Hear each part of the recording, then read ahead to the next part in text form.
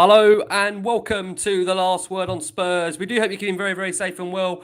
Thank you so much for joining us on a Monday edition. Just funny in a moment, we're doing more podcasts. The Spurs are playing. Work that one out. Like I say, if you're listening to the show for the first time, you can find us on iTunes, on Spotify, and Audio Boom, or across a range of different social media platforms. We're of course on Twitter at Last Word on Spurs. We're on Facebook and Instagram too, and we're back. Hopefully providing you with a preview of Leicester City to come, of course. We've got Leicester to come on Thursday.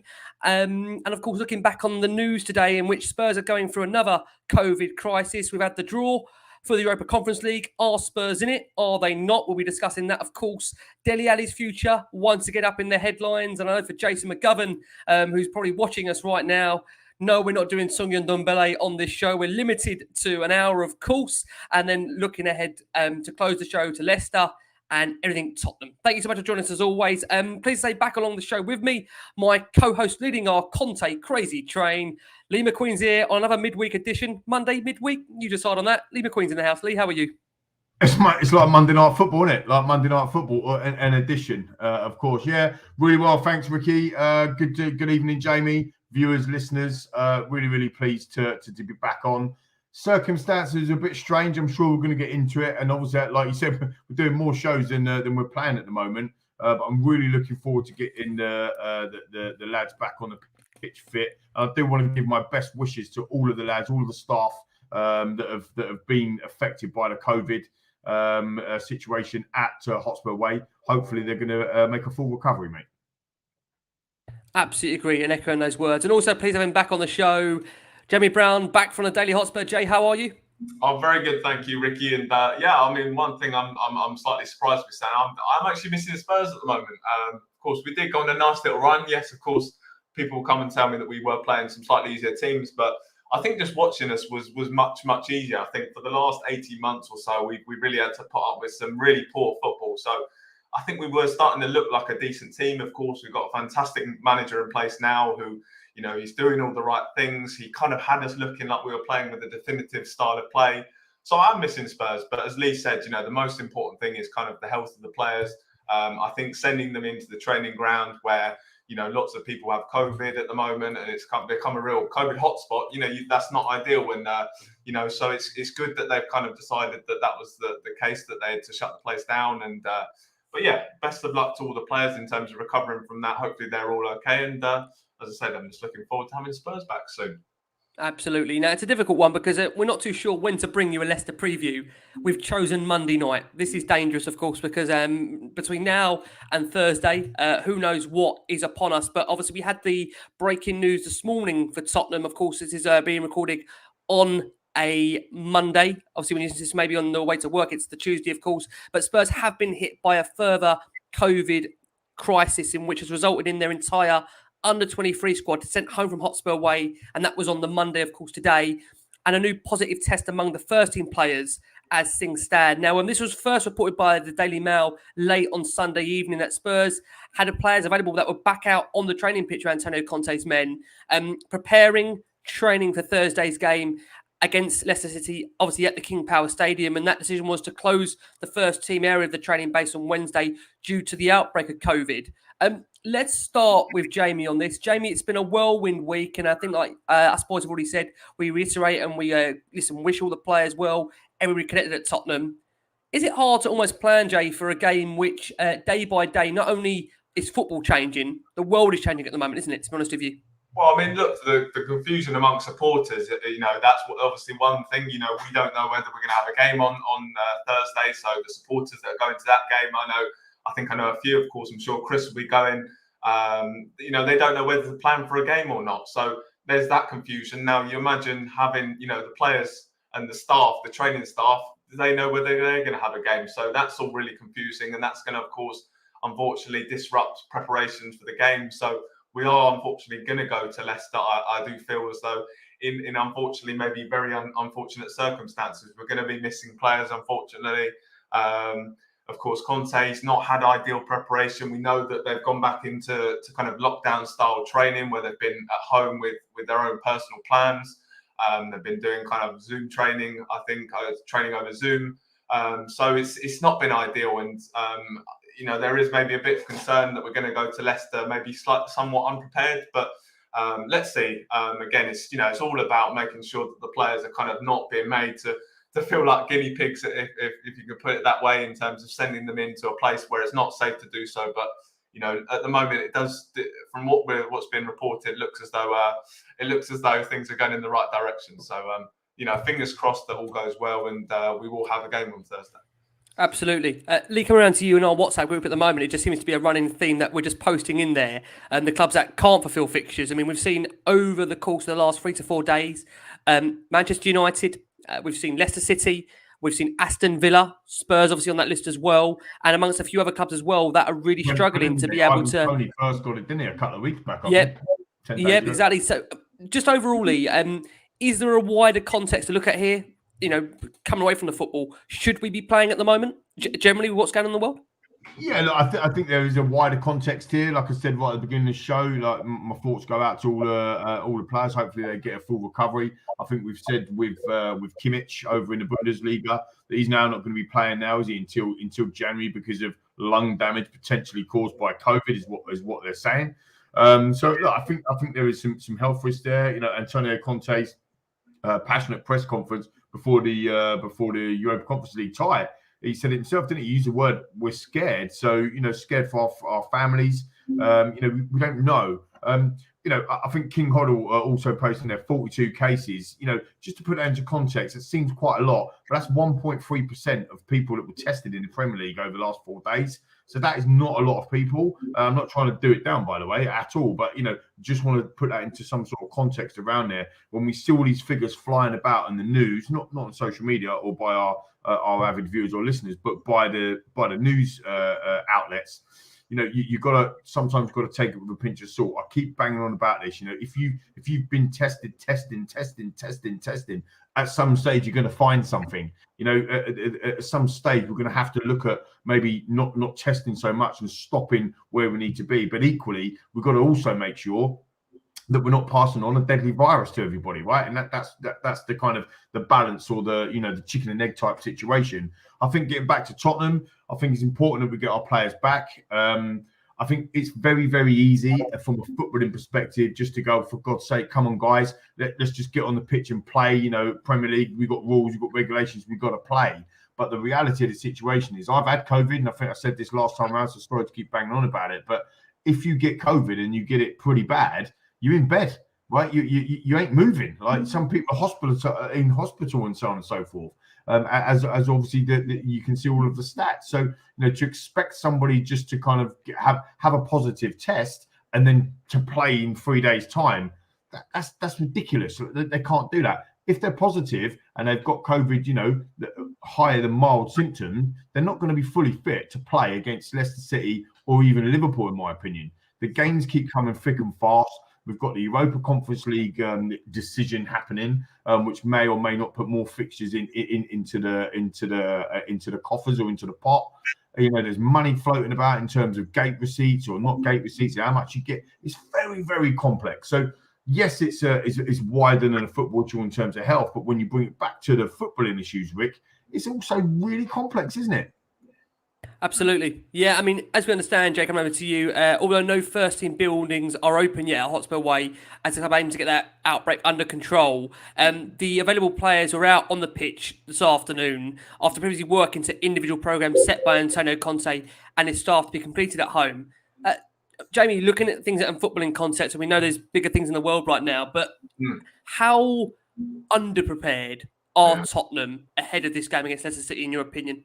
Well, yeah, I think that's a big thing in terms of Antonio Conte's now had a real disruption in terms of his planning for the match. What players will he have available? Of course, we know that he said in his press conference that one of the players that was due to play against Rennes ended up testing positive and had trained with them. So you don't know what's going to change in terms of the squad. There's so much uncertainty around who will be available for Conte on Thursday, so that makes planning very difficult. So. But look, I think we've got a manager in place who's obviously plans everything very, very fine detail. So I totally trust that he'll kind of go and get things right and plan in the right way. So I've got no worry about that. I think the other concern as well is in terms of the long-lasting effects of COVID. We know that, I think Lee pointed out that Joshua Kimmich, he's kind of suffered from it. and you just don't know how. I think a number of players actually have had COVID, and their form has been not so great this year. So I think that's going to be a bit of a concern in terms of the players. Are they going to have any lasting effects from COVID? So again, it's all about wishing them well. Really speedy recovery, but that's obviously going to be a concern. Are they going to suffer any long-term effects from it? It's definitely not been ideal preparation. And of course, I think the one big thing about football is constantly playing. I think that really helps being match sharp. And we have not played for a while now, so going into that Leicester game, I think that's going to be difficult. I think we've seen when Spurs have come off the back of an international break and we've gone into a game, sometimes we have struggled. I think there was a game earlier this year. I think it was Crystal Palace. We came off the back of an international break, then played as a team for a week and a half or so, and then we went and lost 3-0 to Crystal Palace. So it shows, that rustiness, that's going to be a concern. But, we've got a fantastic manager in place, as I said, who's going to plan everything. So in that regard, I don't have too many concerns. It's a shame, isn't it? Just quickly off the back of that, it's a shame, isn't it, Jamie? You say that about the fantastic manager. I've almost forgot that we've got Antonio Conte. I've almost over the last kind of few days and stuff. The momentum was so. Look, let's put it into perspective. I am getting carried away. I'm always going to get carried away. So don't tell me don't get carried away, because I am. So why not? I'm going to enjoy the fact that we beat. We're unbeaten in the Premier League under Antonio Conte, and actually we've won our last 3 Premier League games as well under Antonio Conte. And yes, they're bottom league teams and whatever, but we're there. But I've almost forgotten the fact that he's around. This is an absolute world-class manager that we are changing. We're evolving already, and I just, it's such a shame that this has happened to right now to us. Because we had some serious momentum, and I was really looking forward to the Brighton game. It would have been a brilliant test for us. I think I said in the last show as well, a real test for us, a stepping stone from the teams that we've just played and beaten to now Brighton, who hold the football well. They look after the football. They're going to be really good on the ball and going away from home. Which, let's be honest, we should have on Everton's form. We should have been honest. We should have been honest. We should have beaten them based on Everton's form. So going away from home to Everton, going away from home to NS Moore, going away from home in all the Europa Conference League games that we've played this year and beyond. No, our away form's been pretty woeful, wasn't it, lads and listeners and viewers? So the momentum was definitely building, and it is a shame that this has happened at this point, because we've got Antonio Conte, and the last time was at a football match, we were all singing his name, and it was absolutely fantastic.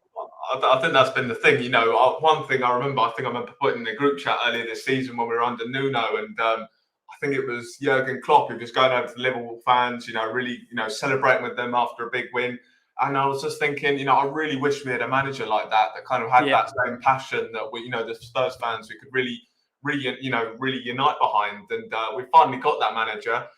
Because I just think, he's been fantastic. The way he's already had fans singing his name, he already seems to kind of have a nice connection with the fans, which only going to get stronger over time. And then, of course, I think the big thing that I've really enjoyed watching Spurs at the moment is having that definitive style of play.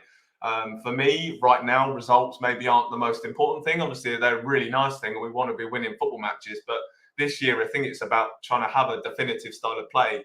Building kind of a philosophy under Antonio Conte, and that's something that we already look like we're building. I was really impressed with the game against Norwich. Again, I know a lot of people will say don't get too carried away. It was only Norwich. Leeds, we played exactly the same. We kind of played with a real identity. We had the wing backs getting forward. You'd Oliver Skip playing fantastically well in midfield. You had Lucas Moura coming in and getting, contributing with goals. So it was definitely going in the right direction. But of course, there's only whatever one club that's going to have that sort of momentum, going to have all these nice things going for them. And of course, one thing comes along, and of course, it's Tottenham. So it is gutting, but it is what it is. Yeah, I mean, as we understand, Jay, this was reported by the Telegraph this morning that a new positive COVID test had emerged amongst the first team players. And obviously that player won't be named for medical reasons. The club are hopeful, though, that the first team areas can open once again over the coming days, provided that the results from testing start heading in the right direction. But an assessment will need to be made whether the academy side of the club training centre needs to be closed down as a result of those under-23s heading home. I mean, Lee, where we are right now, it's just so hard, isn't it, to really gauge whether we are going to be able to have a run of fixtures over Christmas. And that's not just for Tottenham. That's just for all clubs. I mean, are we all prepared for what there is to come? And I mean that from a both footballing and pandemic point of view, that we have to, I think, be real here, that we could be again seeing football. We don't want to obviously speculate and bring the mood down, but it may be going back again, isn't it? We might have to have a reset once again, unfortunately. Yeah, maybe we do. I mean, are we prepared for it? I think that if this just happened, it does feel like whether or not it's propaganda, whether or not it's true, whether or not it's a mix between all different bits and bobs and whatever in terms of COVID, it does feel like that we are back in March 2020. It does feel like that. It feels like we've said this on the WhatsApp group in the week, weren't we, lads? It felt like that it was just before the Manchester United game, and then did that get cancelled and that sort of stuff. However, are we prepared? I think so. I think we're much better prepared than where we were before. We know what we need to do and where we need to go and how it's going to be contained if that's the case. You know, I think that this isn't a COVID show, right? And whether or not you want my opinion on COVID and so on and so forth, I'm happy to share it with you. I think that we need to crack on. That's what I actually think we need to do. That is really, really tough hearing that, because there's people that are seriously ill and there's people dying and so on and so forth. But there's also businesses crumbling, and there's also people need to be able to get on with it. We've had our vaccinations, or most of the country have had one jab or two jabs, and for me it feels like it's just a push to get the boosters out for whatever reason. People having their boosters, some people haven't, some people have. That's everybody's own choice, in my opinion. But from a footballing sense, first and foremost, you've got to make sure that you're not going to do any long-lasting damage to anybody if they've had COVID. And if that's the case and they're fully fit and they're clean bill of health, let's crack on with the football season and let's get going, because more than ever, us fans and people need our religion, which is football. We need it. We need to see it. I don't want to see empty stadiums again. I don't want to see that. But let's see what happens, Rick. It's not my choice, thankfully. Absolutely. Yeah, and for our listeners that are on audio, we are going to go for our first break of the show. Taking into this break, you're going to hear from Anna from Spurs XY, who gives you the very latest from the Spurs women who have played, of course, I think yesterday evening now it was. And so I'll say Anna's giving you their thoughts on that. And then when we come back, we'll be discussing Spurs' current status in the Europa Conference League. Everybody try and calm yourselves down, the excitement of that. For our watching audience on YouTube, nearly 300 of you, nearly over 300 of you watching us live on a non-game day when we're talking about Spurs in general. Thank you so much, as always. Right, okay, Europa Conference League time. As I said, try and prepare yourselves. We had the news today, and again, I have to emphasise this, we're recording on Monday here, that Spurs will face Rapid Vienna in the Europa Conference League knockout playoff round if UEFA's outcome over their postponed game against Rennes goes in Spurs' favour. Now, I've had a question come in from Nathan Evans on this, and he says, morning, lads. What do you think UEFA will do regarding the French club not wanting to postpone? Hopefully, we're given a lifeline to keep on going. Jamie, we'll start with you first. We know, obviously, you had your thoughts on this a short time ago, of course, on BBC Radio London. It's in the balance, Jay, at the moment. What do you think will be the outcome of Spurs and the Conference League? Yeah, so for me, my gut feeling is that the game will go ahead. Of course, we've got the deadline set by UEFA in terms of their rules of games having to be played by the December the 31st. Of course, Rennes finished for Christmas. God, it sounds like school. But they finished for Christmas on the 23rd of December. And of course, they have got a lot of games coming up. So as Rob says there, they're going to find it very difficult to kind of fit in that game. So that's obviously going to make it difficult. But I think that UEFA will end up extending that deadline, and I think we'll end up playing after the 31st. That's just my gut feeling. Obviously, it's not based on anything, any other knowledge. It's just how I feel. I feel as though they want Spurs to stay in have a chance of staying in that competition. Of course, just for the integrity of the competition as well. You want to be giving Spurs the opportunity to go through. You want to, Vitesse, they've got to earn it, and Spurs have got to have the fair chance to play all 6 games. So I think for kind of a sporting perspective, I think that Spurs will be given that opportunity. Now, do I hope that we're given that opportunity? I'll be totally honest. I I hope we're not given that opportunity. As a Spurs, I think I said on BBC London, as a Spurs fan, you can never really turn down those opportunities to win those trophies. But for me, I think the most important thing for Spurs this year is finishing in that top four so that we can continue to build under Conte. We can attract bigger and better players. And if we're playing one match a week, or of course with all these rearranged fixtures, that could be that maybe that won't be the case. But of course, that in the later months next year, we will have the opportunity to play one game a week, and I think that'll be huge for the Premier League if we can do that. So for me, I hope we're not given that opportunity. I know that's a really, really bad thing to say, and I'm sure people will disagree with me. But yeah, but my gut feeling is that we will be given that opportunity. But let's see what happens. It's going to be very interesting. Just interrupt you there. I haven't thought about it like that, lads, listeners and viewers. I haven't thought about it in a way of, if Rennes don't want to play the game, say we're pushing to get it rearranged, and then Rennes say, actually, we ain't playing it, they then forfeit the match. I haven't thought about it in that way. Yeah. We get a 3-0 win. And sorry, I must have missed a plot there because I haven't thought about it in that way. Do you think that is a possibility? That Rennes actually turn around and go, well, actually, no, we don't fancy it. They've got the group, whatever, haven't they? But the thing is, I've been so of the mindset that we're the ones that don't want to go ahead with it. I haven't thought of it again in that context, Lee. I'll be honest. And then hope we turn around and say, no, we don't want to play it because we don't want to go through. It's like the Spider-Man thing. No, you haven't got. No, I'm Spider-Man. No, I'm Spider-Man. I'm Spider-Man. Yeah, it's crazy. It's absolutely crazy. So here's a new scenario. Well, anyway, in our heads. Thanks for pointing it out, viewers. But basically, what we're saying then is Rennes are going, well, hang on a minute. We don't really want to play it because at the end of the day, we don't make no difference to us other than we're going to have to play more games, and it's going to have fixture congestion. They forfeit the match. UEFA give us the 3-0 win, and we go through. And Vitesse is sitting there thinking, hang on, what's happening here? But that's when it becomes unfair. I think we've discussed maybe the possibility of UEFA banning us for not fulfilling that fixture. But I think I think I made the point that it's slightly different because one thing saying I don't want to play because of injuries and we don't want that unfair advantage because we've got so many players missing because of injury. But I think when it comes to COVID, I think you've got a genuine, legitimate excuse there.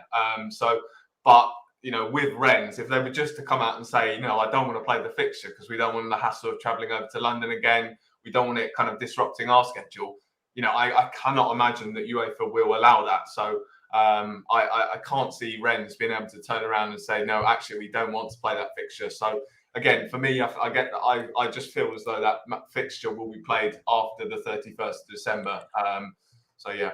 Did it not stagger you, though, Jay? I mean, isn't it crazy that we're included in a draw that we might not even be in? I can't understand why UEFA have taken that decision, because I know originally there was going to be talk of Spurs knowing the next 24 to 48 hours if they were going to go ahead. And of course, listen, by the time you listen to this, maybe on Tuesday or even Wednesday, we'll know our verdict by then anyway. But I'm just staggered. I mean, the level of this competition, I mean, bearing in mind we saw the absolute catastrophe earlier about them trying to do the Champions League draw and what happened there. Maybe I shouldn't be surprised. The dog having a turnout on the pitch the other day. I mean, literally, what is happening here, lads, listeners? What is going on?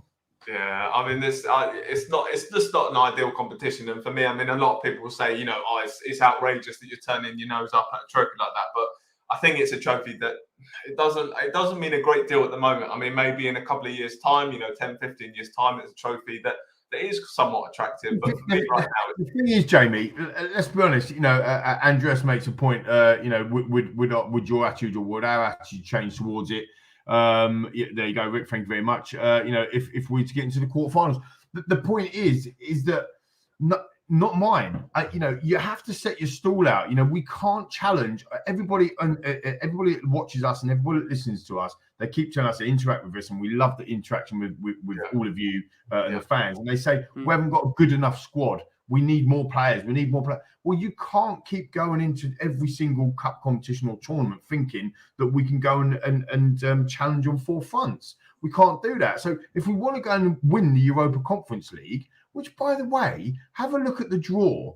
Go and tell me that you can go and walk that. I don't think that's that easy to win this competition. People, you've got people that are coming into this competition now. It's quite tough, especially with. Anyway, yeah, go on. I was going to say that the point I'm making here, right, is that if you want to go and win the Europa Conference League, and that's your play, right, or to win a trophy, that's your play, then go and play to win them trophy. Don't then moan when you can't field Harry Kane against Liverpool, and then 3 days later you got West Ham, and then 2 days later you got the Rennes, and then 3 days later you got Leicester or whatever. You can't go and do all of it. So we're a club at the moment. Manchester City, they can go and do all of it, and it's Champions League as well. So it is the top table. They can go and do all of that. Now Liverpool, they can go and do all of that. Manchester United maybe can go. Chelsea, Tottenham can't. So you've got to look at it and say, what would you rather? Would you rather? And people are going to at me now. And that's fine. You can at me if you want. People are going to say, yeah, but why does it have to be one or the other? Why can't it be both? Because we haven't got a big enough squad to win or to challenge. Top four will get us 83 million quid in the Champions League if you have a run. And that attraction as well. Winning the Europa Conference League gets you 15 million tops. And people at me, it's not a trophy. You've lost the plot. Maybe I have, but that's the way football is now. Harry Kane doesn't stay if we get European Conference League football again next year. Heung-min Son starts getting sniffed about from Manchester United because Park Ji-sung has said he could go and play for Man United all of a sudden. He don't stick around. Players don't want to come. Vlahovic, if City are in for Vlahovic and we're in the Champions League and we're in for Vlahovic and we've got playing with Conte, maybe Vlahovic comes to Tottenham, but he don't come if we're playing another season in the ESL. This is why it's complex. Use it as a development team. Get the kids playing. The Markham Days, the Harvey Whites, the Dane Scarlets. Set that out, and if we lose, we lose. But that's brilliant experience for the next generation coming through. What you can't have, which is what we've done, is you can't have Dane Scarlett starting, playing 60 minutes, not getting a goal, then bringing Harry Kane on to score a hat trick. It doesn't work. It's just. I'm fed up with the same old conversations. You can't have it all as Tottenham. You can't even have one thing, let alone four. So let's choose and prioritise what we need to go at. Now, if you want to prioritise a cup versus a top four finish, that's very subjective, and that's exactly that's why we have these conversations. And metaphorically speaking, we're all in the pub having a drink together and having this debate. But the reality is you can't go and win everything. And if you want to win the Europa Conference League, play your first 11 every Europa Conference League game and go and win it. But don't go and put half-hearted team out and then get the ump when Dele Alli or Tunga Ndombele don't play very well, because Tunga Ndombele is going to play rubbish against Enes Moura and also rubbish against Liverpool. Which one do you want? I think that the big thing as well for me at the moment is that our squad has become a two-tier squad now. You've obviously got the players that play every week in the Premier League and they're in the main team. And then you've of course got this big group of players who then come in for the odd substitute appearance in the Premier League. You've then got them starting in the Europa Conference League, and that's where our squads. That's where it's really disappointing because you've got all these players that are coming in that kind of like. I'm never really going to get this opportunity here at the club to play in the Premier League. So, that's why we've seen their attitude in the Europa League conference. It's just been very poor. And just to answer the question about would my opinion change on whether we were to get into the quarterfinals? No, because I think our priority for where we want to be as a football club, we have to be getting back into that Champions League spot. Not necessarily just because I want to see us playing in that competition, but I think for what we're trying to build, to attract the top players, to bring in that huge amount of money, we need to be playing in that top competition. I think we saw in the summer one of our target was Jules Koundé from Sevilla, and he didn't want to join us because we didn't have Champions League football. So it just goes to show what having that attraction can have. And then of course you've got Fabio Paratici searching for players. You've got Antonio Conte of that draw. You've got the stadium. Then Tottenham becomes a really attractive place for these top players to come in. Then you can start building a proper squad, and we'll just be in a much better place. So Spurs at the moment, we're trying to build something, and that's got to be where our focus is. And for me, we have to build by being in the got to build by getting into that Champions League, and that's the best way we can do it. So yeah, it's funny, isn't it? Because I think this side of the debate, like I say, there's so many points of view. Many agreeing with Lee, many agreeing with Jamie, and I think where I'm at, it's probably the first one in my lifetime where.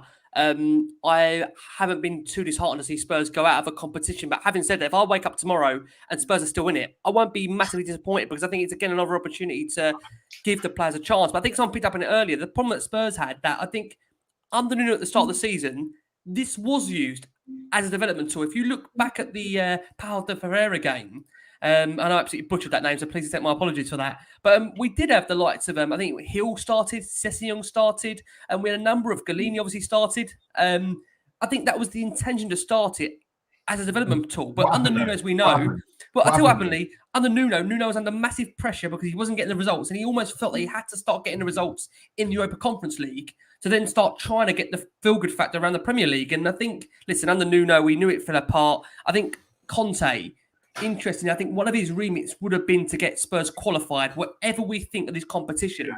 And again, it was a genuine opportunity for Spurs to go and win a trophy. And Lee, I agree with you. I think even with the teams left, this is still a very hard competition to win. When you factor in that we're already behind the Premier League schedule, and then you add in FA Cup, a potential League Cup semi-final with 2 legs against West Ham, please God. But what we do know is that as a result of the draw today, one of these teams will come up against Rapid Vienna in that playoff tie. The first leg is due to take place on Thursday, February the 17th, with the second leg taking place the following week. So again, Lee, 2-legged tie here if we do go through. Where are we going to fit all these games in, Lee? This is the other thing, again, trying to take the it's easy for me to say, I've just gotten on a proper passion rant, right? But take the emotion out of being a football fan. Look, I had tickets, flights booked to Slovenia, right? To go and watch the NS Mura game. And work commitments, and unfortunately I had to let one of our own, Chris Cannon, down at last minute, so I work commitments, so I didn't end up going, but pay for my flights and all that sort of stuff. So, you know, I do want to see us play. I do want to go and watch football matches, regardless of, you know, who we're playing and what competition we're in. But when you look at it practically, it's not practical. It doesn't work. So if we've got a 2-legged tie against Rapid Vienna, who again, by the way, they are not. This is not. You're not playing Morecambe, right? In a 2-legged tie, playing Morecambe. This is Rapid Vienna. Like, not being funny. I think we just got turned over by NS Mura, didn't we, viewers and listeners? So at the end of the day, these are not walkover games. You're going to be in the mindset of now going away in a situation, going right. We're going to have to play. When's Kane getting a rest? By the way, just find it out there.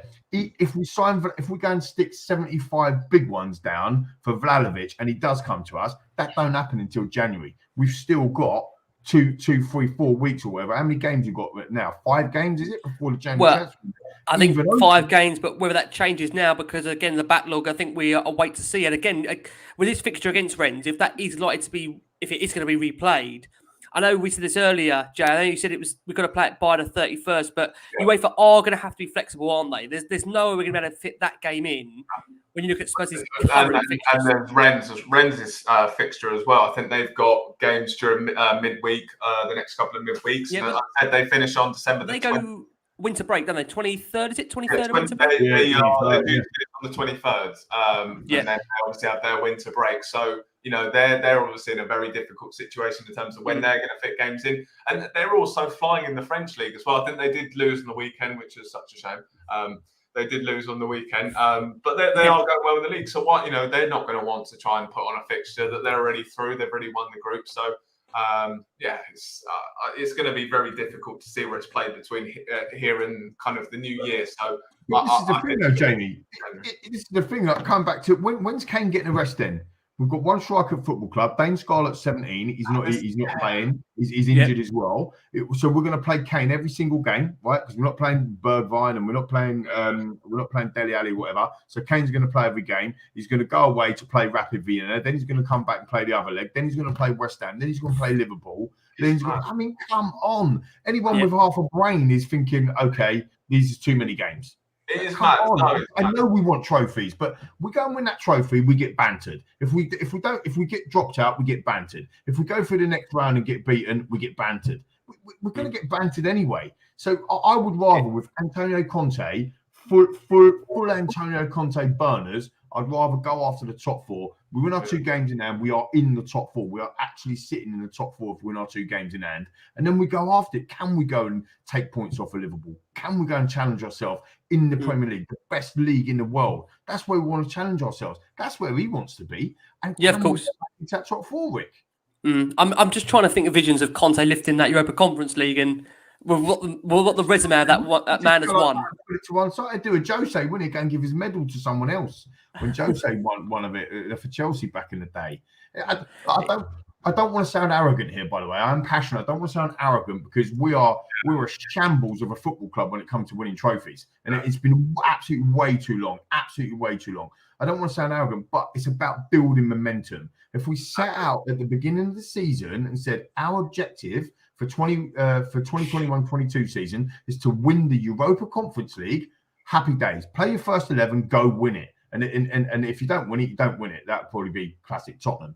But we didn't do that. We set out to improve, to be competitive. We didn't have a plan at the beginning of this season. We've now got a plan, and that plan is let's go win and let's go get back to the top table. And that doesn't include Europa Conference League. Yeah, that's fair. Well, listen, before we do go for our next break, what we understand as well, the winners will advance to that Europa Conference League round of 16, which commences on Thursday, March the 10th. In a statement from UEFA on Saturday morning, they said regarding Spurs' postponed fixture that following a COVID-19 outbreak in the team of Tottenham Hotspur ahead of the Europa Conference League group stage match against Stade Rennes, scheduled it was for the 9th of December 2021. The match could not be played in accordance with Annex J of the Europa Conference League regulations. UEFA, in cooperation with the two clubs, tried to find a viable solution in order to reschedule the match. Could be completed accordingly. Unfortunately, despite all the efforts, a solution that could work for both clubs could not be found. And as a consequence, the match could no longer be played. And the matter will therefore be referred to the UEFA Control, Ethics and Disciplinary Body for decision to take in accordance with Annex J of the above-mentioned competition regulations. So what that essentially means is that we're still waiting here on the Monday for a verdict to see if Spurs are going to be in this competition. Next, we are going to go for our second break of the show. When we return, it's time to discuss the Dele Alli speculation. And I say for our watching audience on YouTube, over 400 of you watching us live now. Thank you so much, as always, for your continued support. If you haven't already, please kindly subscribe. Right, guys, Dele Alli. There's been reported by several outlets today, Daily Mail, Telegraph, of course, The Athletic as well, that the next stage of Fabio Paratici's rebuild could possibly see Dele Alli bidding farewell to the club in January. Lee, let's start with you on this one. I know you've always been a big Dele Alli fan. If anybody heard you very briefly, of course, on BBC London Radio, you also were there again with Dele giving your thoughts. For our audience that didn't hear you on that, just want to give your thoughts on Dele and where we currently stand and a possible January move? Try and calm down now, Rick. I've got the old passion flowing through. I know, right? I've been a Dele Alli fan from day one. I love the fella, and I've always come on Last Word on Spurs and always defended him. I've always said the same thing: here come good, here come good. I think it was maybe a couple of shows ago. It was after that Mura performance, actually, that I just thought, do you know what? Actually, I think his time is done. There's a little bit like an epiphany, Jamie. You had it with Tunga and Dembele. I think I had it with Dele Alli.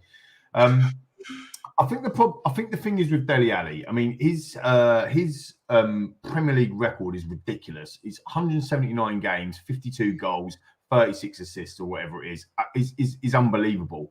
Faster to 50 Premier League goals than the likes of Scholes, Lampard, Gerrard, all these top players.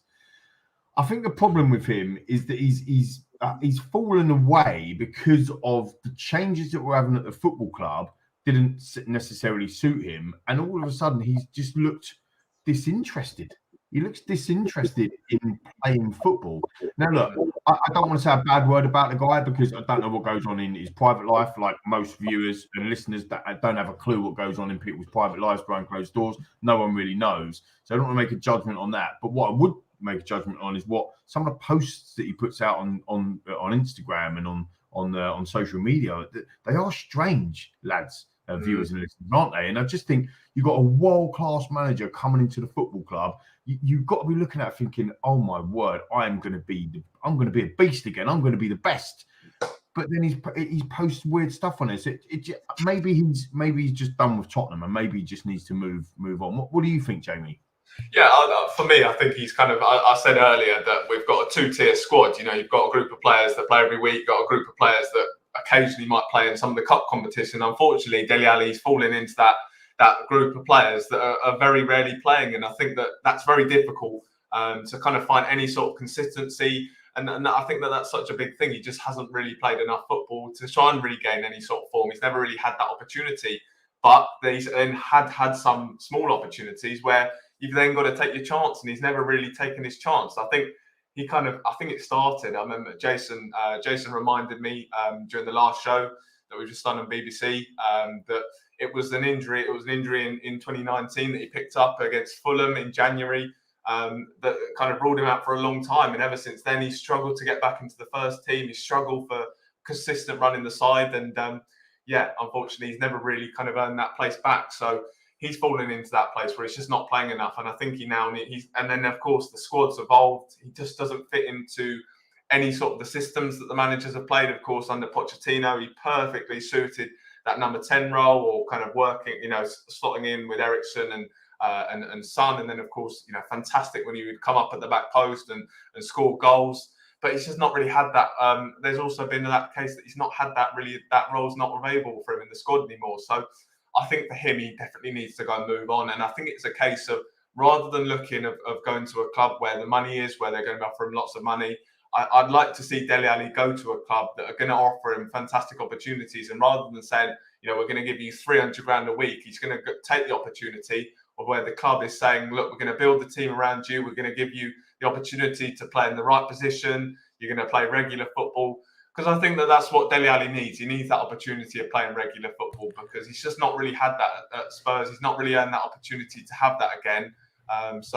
Yeah. Can I ask you, Jay, is it regular football? Is it a bit anything more? And again, I totally agree with Lee. We don't know what's going on in the guy's personal life. But from what we see on Instagram and these other social media profiles, that for me personally, looking in again from the outside here, this to me looks like a player that has just fallen out of love, not just with Tottenham, but with football. He just doesn't seem, when he's even on the pitch, right? The way I can put it, he's on the pitch, he doesn't seem vacant. It's almost like he's not even aware he's playing football. That's all I can put it down to. And it's such a bizarre drop-off from a man that had such an incredible start to his Spurs career. I think we all were sitting there in agreement thinking, this guy, what's he worth? The amount of goals he's scored. And again, I'm not going down the sentimental route. And what I'm trying to understand is just how quickly that plight has taken effect of him, to the point where there was a small rebirth, Jay, under Nuno. But I think we all knew that position wasn't Dele's position. So, does he even fit into a Conte team if there was to be a revival with Dele? Well, I think it's also a case I think he's become very comfortable at Tottenham, as have a lot of players. And I think that maybe that change of environment as well. We saw Jesse Lingard. He obviously was at Manchester United for an incredibly long time, went away, changed the environment, came down to London, did fantastically well at West Ham, and now, of course, gone back up to Manchester. And he's just he's back to being in the same sort of role. So I think that sometimes maybe just being in a different environment, having that change of scenery, that re-motivates you. It gives you new motivation to go and be a better player. So I think that's another thing that Dele Alli needs. But look, again, I think you've got to look. He has had opportunities to earn his way back into the team.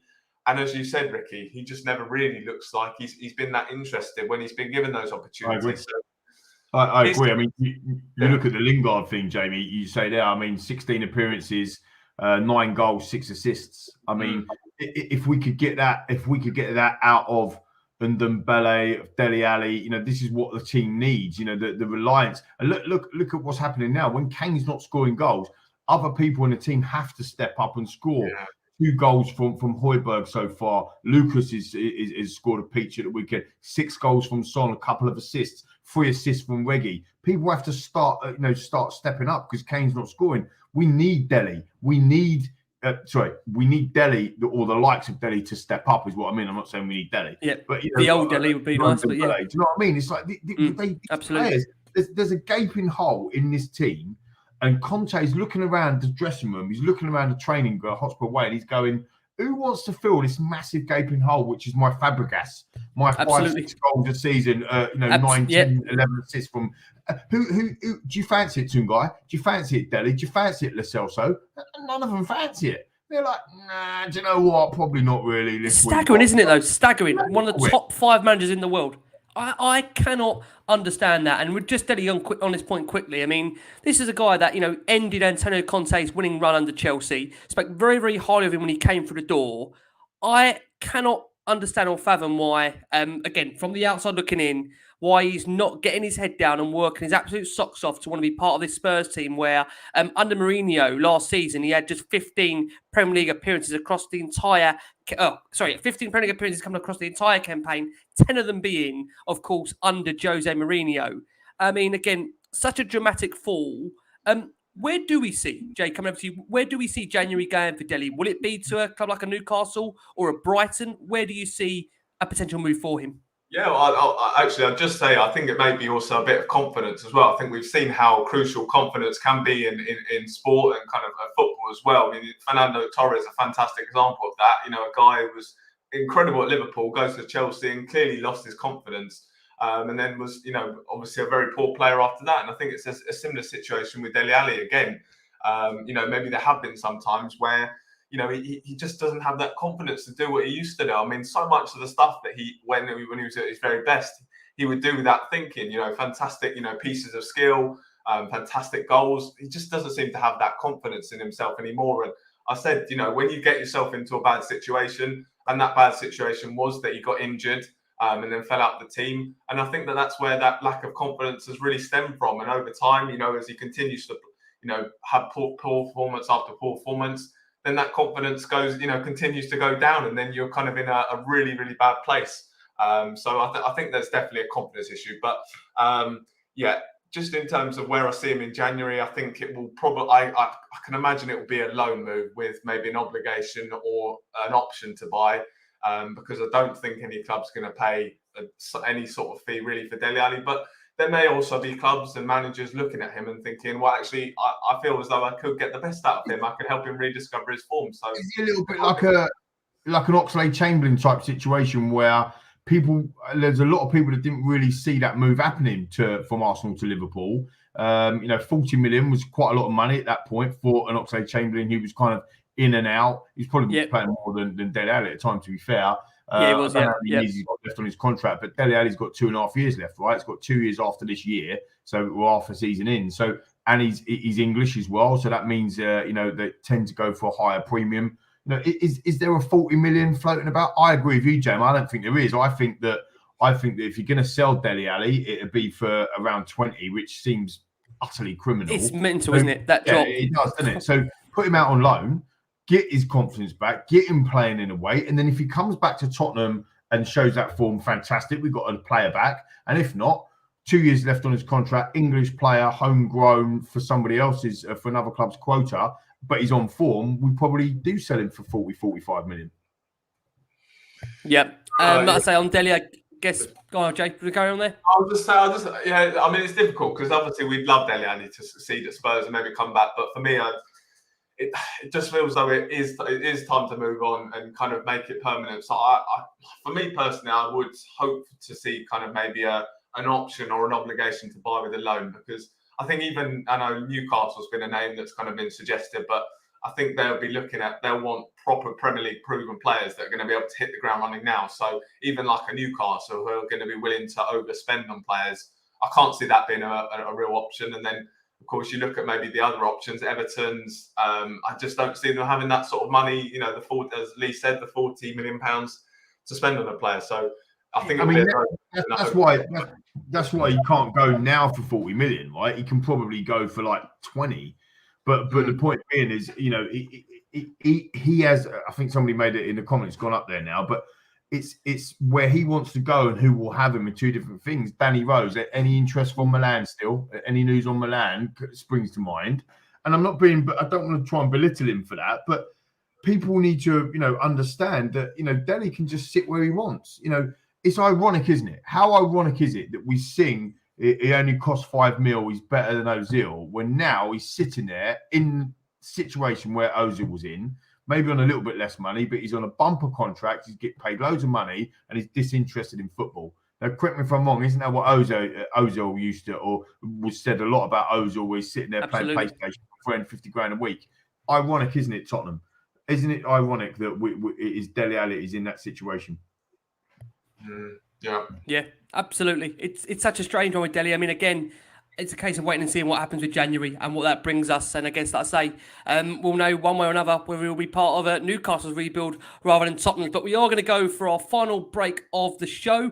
Taking this break, you're going to hear from a couple of Leicester City podcasters that have very kindly taken their time out to give us their thoughts as to whether Leicester and Spurs will be going ahead, number one. And number two, what a potential outcome will be. For our watching audience on YouTube, nearly over 500 of you watching us live. You never fail to amaze us on a non-game day night. Thank you so much, as always. That is where we're going next. So as things stand at the moment, as we record here again, I must emphasise, on the Monday, we know Spurs have still got a number of COVID cases and they're being tested daily now. We expect this thing stands for this game to go ahead. If it isn't, we'll be back during the week. God knows what we'll be providing you in terms of content, but we'll always be trying to find a way. So like I say, we have to say Spurs have now been out of action for over a week after this COVID outbreak means matches, of course, against Rennes, Brentford were postponed. And we knew Spurs during the week of last week had 8 first-team players testing positive for the virus, meaning, of course, that the games were subsequently called off. We obviously didn't have that trip to Brighton, and now Leicester is in the forefront of our mind. Conte spoke of how important it was to put the players' health first and their families ahead of last week, where he said the situation is very serious. Every day we are having positives. I think that is not right for everyone because we have a family and we have contact with them, and we must come back home. We have contact with our family. He was very distressed last week, Antonio Conte. We'll start with the news ahead of Leicester, coming over to you, Lee, that as things stand, as we understand it here, Spurs have got potentially only 13 players available for selection. Now, we have no idea if that's, of course, first-team players, but that's in terms of the squad that Spurs would have for this game, just 13 players. Is that fair? We're being made to play this league potentially by the Premier League? Fair. I'm not sure. I don't think it was fair that Lewis lost the championship yesterday, but he lost it, right? Do you know what I mean? I don't think it was fair that Liverpool was awarded a penalty in the Champions League final, but it happened and it didn't get overturned. I don't think it was fair that Thierry Henry knocked Ireland out all them years ago in the World Cup qualifier, but it happened. So I'm not sure if fair comes into it. I think that a president needs to be set. You know, if you've got 3 players, I think, you know, from that lot down the road, whatever you say about them, Mikel Arteta made a fantastic point is, well, hang on a minute. We had 3 people out of for COVID at the beginning of the season. Is it 3? Is it 4? Is it 8? Is it what constitutes when you can stop or have a game postponed? I'll answer your question in a different way. I think if we've got 13 players available that can play and are fit, I think the game will go ahead. And I didn't think that 2 days ago, Rick, when I was on the last time with you 2 or 3 days ago. I couldn't see the Leicester game happening, but I can see it happening now, to be honest. So, and look, like a lot of comments in the chat, and you know, for our listeners as well, a lot of people are saying, you know, the backlog is going to be too much for us to come back at. So we need to get these fixtures playing. And look, we all want to play. I think Antonio Conte wants to play football. And like I said earlier, you know, the momentum was with us. Yeah, MS says about on the question before, is this fourth break going to scupper up 4th place? I would much rather have the points in the bank rather than games in hand, personally. And you know, we've already got 2 games in hand. Are we going to have another game in hand if Leicester doesn't go ahead? What are we on now? We're on Monday, Thursday. It's only 3 days away, essentially, isn't it? I think it's going to happen. Yeah. And we have to say, Jay, coming over to you, we know Leicester have also been struggling themselves in terms of COVID cases there. Brendan Rodgers did say ahead of this game that he can't give a number. It's medical, and it's not, I don't declare to you, but we have a host of players out, a mixture of COVID, and of course, players that aren't well. So that's as much as I can say. He said, I haven't heard that the Spurs game is not on. And obviously, with the European decision as well, with Tottenham being able to play, I suspect the game would go ahead. We haven't been told anything otherwise. Where are we, Jay, with this? Is it right to be playing this with Leicester also having COVID cases, or is this decision also based on the fact that Spurs have already had Burnley snowed off and Brighton also postponed, and there's a concern that maybe for the integrity of the league, Spurs are getting games almost kind of built up now in advantage over the rest, essentially? Yeah, I mean, look, I never really got that when people were saying we're having all these games in hand because, you know, at the end of the day, we're going to have to play them in a small condensed period of time. So that's only going to kind of limit us. So I never really understood that argument. I think the main thing is, you know, whether it's actually safe to be sending players into the training ground. For me personally, I think the game had to be called off against Mura and on the weekend because you couldn't send the players into the training ground. And when there's so many COVID cases at the club, and of course, you know, Conte speaks about the players being scared and the coaching staff being scared of going in and mixing. Of course, we have, you know, he said in that press conference that a player tested positive that trained with the team during that day. So it showed, you know, at that point, that's why games were called off because you could not be sending the staff and players in to prepare for matches when it's not safe. But now, hopefully, we're looking like we're getting into more of a situation where it is safe for the players to start going back into training. And if you've got the right number of players to kind of fulfill a fixture, then and it's safe to do so, then I think the game definitely goes ahead. And that's just the way it is. As we made the point, Leicester have got players missing because of COVID. They've got a fairly long list of players and supposedly ill. There's some decent players there.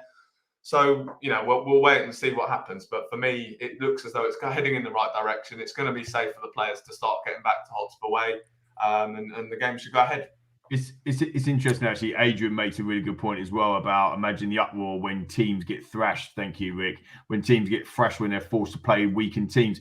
Crackers made a fantastic point on Chris Cowland's show this week when he talked about, you know, the Europa League conference game being played against Rennes and actually rolling out our under-18s and under-23s. And I think Jason made a comment on the Tottenham versus Last Word on Spurs pod this week as well about actually you had to be grade A players or A-list players or whatever it was. Yep. If any of the big teams, not us per se, but if any of the big teams play a weakened side against FA Cup teams or against Carabao Cup in the Carabao Cup, the first thing everyone says is, "That's outrageous. You're out of order. You're not taking the competition seriously. This, that, and the other." If they played I think Liverpool had it, didn't they, a couple of years ago when they played a weakened side or whatever, and people were saying, "Look, this is the under-23 side. This is out of order. You can't do this." But actually, when everybody's ill and we literally or injured and we literally have no players, it's all right to start throwing all the kids in all of a sudden. It's just double standard. So, you know, I think, you know, common sense needs to prevail here. If you've got enough players to play and they're fit and they can represent your football club from the first team, then the fixture should go ahead. And if you can't, then it should be postponed. I think the Brighton game, again, I'm speculating a little bit, but I think the Brighton game, correct me if I'm wrong here, Rick, I think there was 8 players out from Brighton for various different things. It wasn't COVID per se, but there's maybe a couple of COVID cases, maybe a couple of illnesses. You know, I think there's some suspensions. They had some people out like Lewis Dunk, Shane Duffy, etc., etc. They were probably quite happy in the back of their minds to get that fixture postponed. A little bit like the snowed off fixture with Burnley. Burnley as well. Likewise, yeah. You know, they had Tchaikovsky out and they had a couple of people out and Barnes out and whatever, and they probably in the back of their mind. So, you know, if Leicester all of a sudden have a bit of COVID come into their training ground, which looks remarkably brilliant, by the way, and very much modelled on Tottenham Hotspur's Hotspur Way, but that's a sideshow. If they have it coming into their training ground, then ultimately, all of a sudden, Wednesday they start going, "Oh, we've got a couple of players out here. Maybe we should postpone it." So it's very, very difficult, I think, for anybody to manage. I'm not blaming anyone. Let's just hope the lads get fit and we can get back playing football again because I want 3 points. Amen. Jay, let's come over to you. I want to ask you about Brendan Rodgers. I mean, interestingly, of course, speculation was at the time for Tottenham when the Spurs job became available, and it feels like a while ago now, thank God, that Brendan Rodgers was up there as potentially one of those candidates. And I think, again, it was shot down very quickly from Brendan. He committed his future to Leicester. It's funny, I saw last week a lot of Leicester fans starting to really have a go at Rodgers. You know, you're doing your research, weren't you, Rick? You're doing your research on a bit of Brendan Rodgers. It's funny though, because I tell you, I know Lee, you're laughing at me for this, but it's funny, isn't it? Because again, Leicester, he seemed untouchable at one point, won the FA Cup there. I mean, I know with Leicester fans, there's been some frustration that they've bottled the top 4 on 2, obviously, you know, consequent occasions, right? 2 times in a row they've been in the top 4. You know, on that final day, they've 11 points clear in third position 2 seasons ago, and they come 5th. And then they did the same last year in terms of coming 5th. Yes, he's won the FA Cup and so on and so forth. And I know you're going over to Jamie, but he is a quality manager, come from Celtic and he was very much high on a lot of our lists. And one of our own, John from Lily White Rose, really wanted Brendan Rodgers at our football club, no doubt. I think he's okay there, though, Jamie. Do you think or not? Do you think he's under threat? I would say he's under a little bit of pressure because they are 12th in the league. And then, of course, you look at where they are trying to be, as you said, with the training facilities they've got. I think they've got a very decent squad as well. They've made some good signings this year, of course, Patson Daka.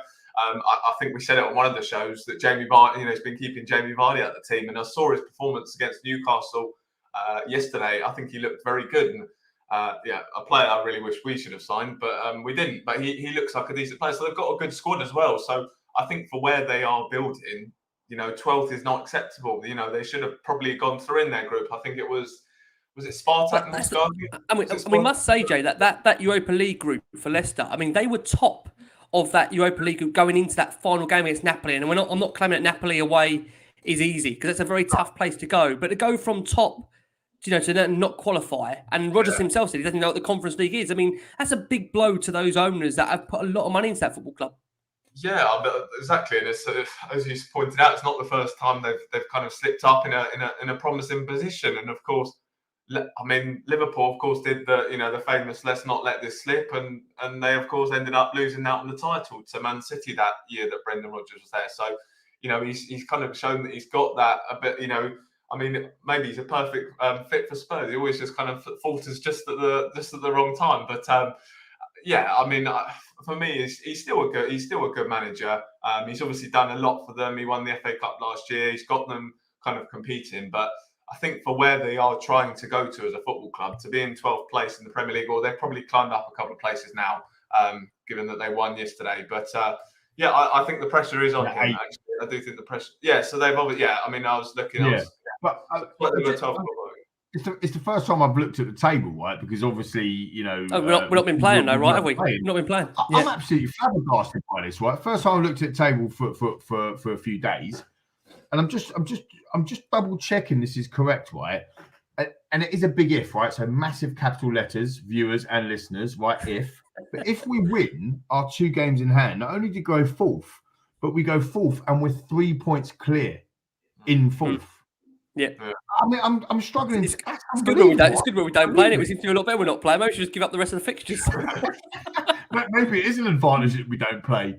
Look, I think that's absolutely staggering. Considering you look at this and you go, West Ham are having an absolute storming season, best season they've ever had, or whatever. The best Premier League team they've ever had, according to some fans.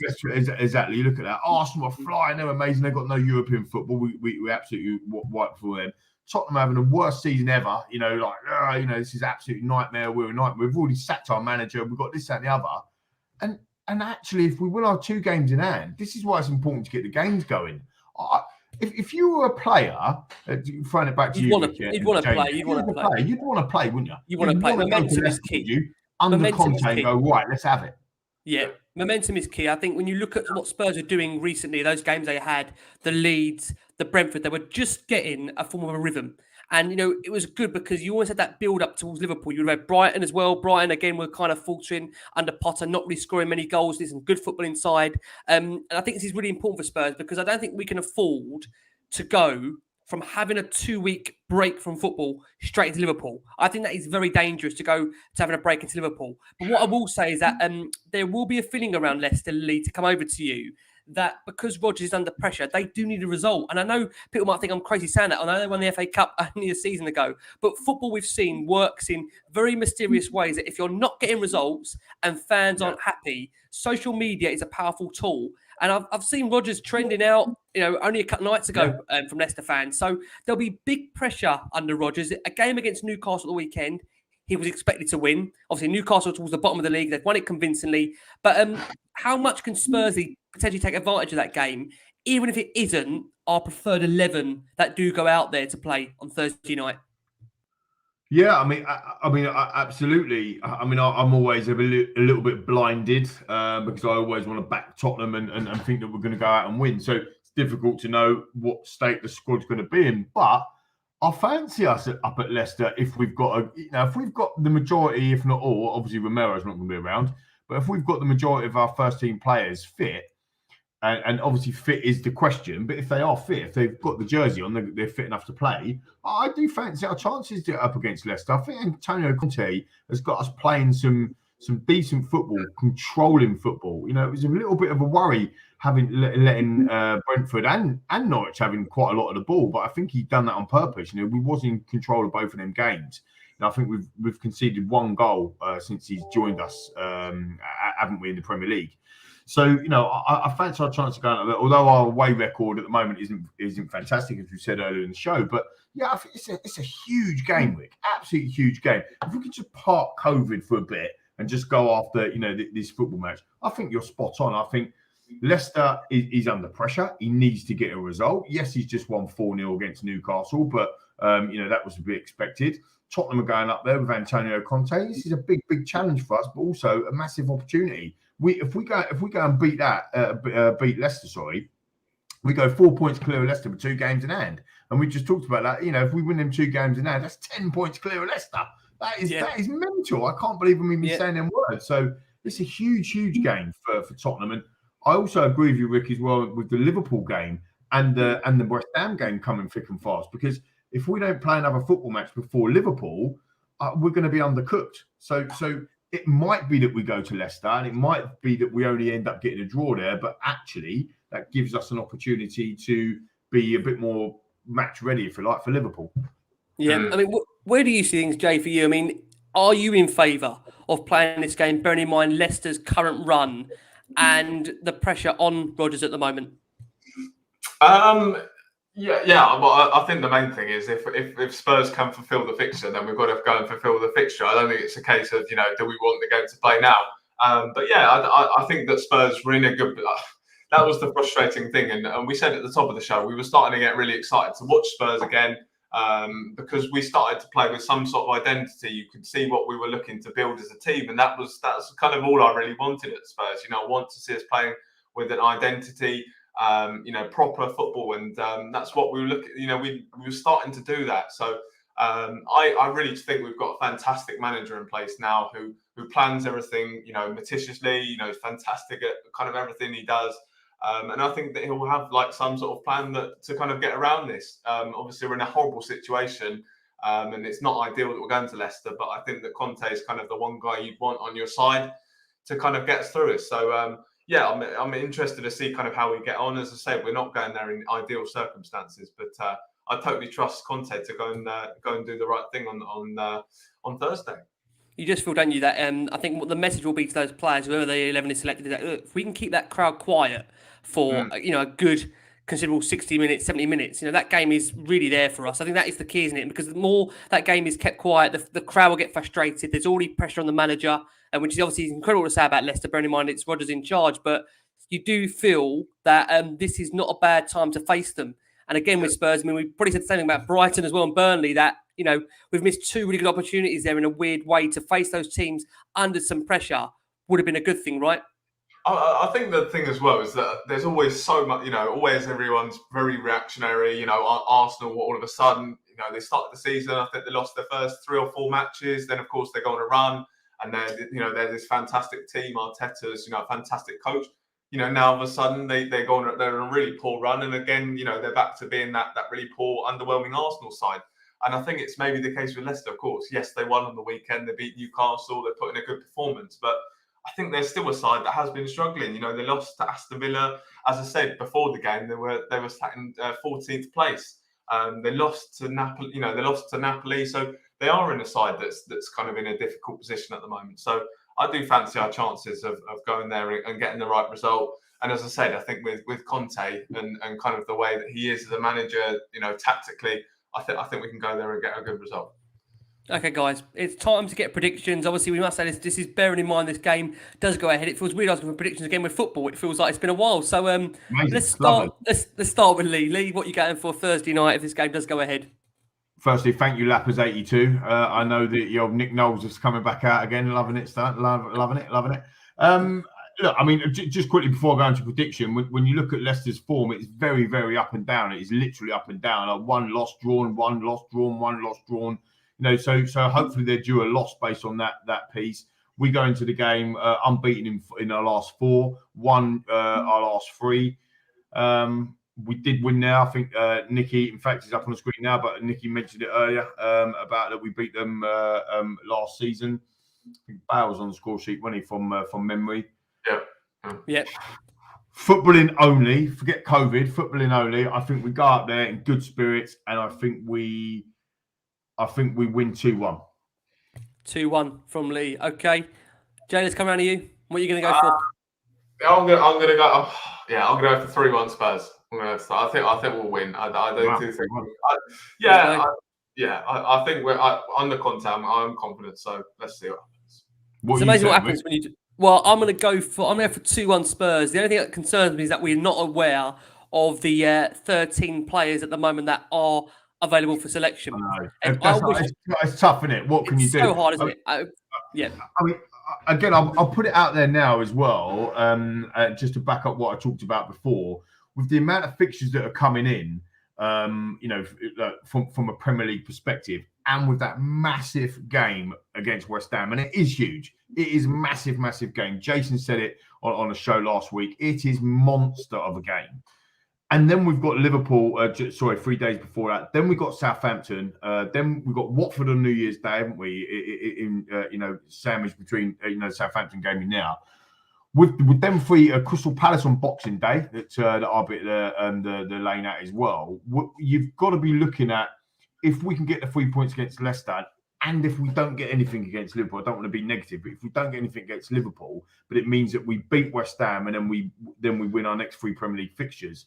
By the time the new year comes in, we're in really, really good shape. Really good shape. Conte will be looking at that table and saying to the boys, the players, "Boy, we can do this here. We can go and do something here." So, look, onwards and upwards, Tottenham. Let's make it happen. I hope everyone gets well. Yeah, absolutely. We'll just echo those thoughts again from on behalf of all of us here. We're wishing Spurs players, coaching staff the very, very best. We are back on Thursday night, hopefully talking about Tottenham playing a game. Wouldn't that be nice? But for our watching audience on YouTube, 500 of you plus watching us live, thank you so much as always. Listen, guys, most importantly as well at this time, please keep safe, keep well. To Lee, to Jamie, thank you so much as always. We're back on Thursday. And as always, come on you Spurs.